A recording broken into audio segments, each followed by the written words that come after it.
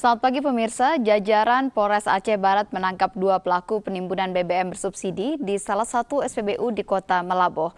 Polisi juga mengamankan 60 jerigen BBM jenis solar dan sebuah mobil pickup yang digunakan oleh pelaku dalam menjalankan aksinya.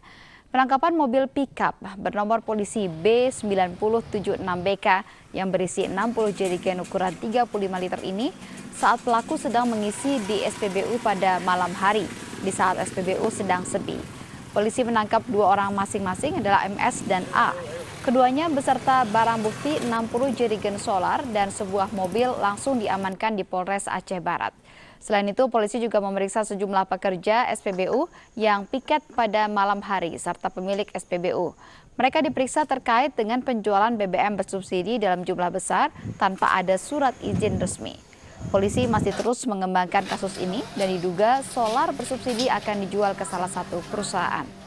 Kasat Reskrim Polres Aceh Barat Ibtu Muhammad Rian Cipta Yuda mengatakan pelaku diancam Undang-Undang Nomor 22 Tahun 2001 Pasal 53 tentang migas.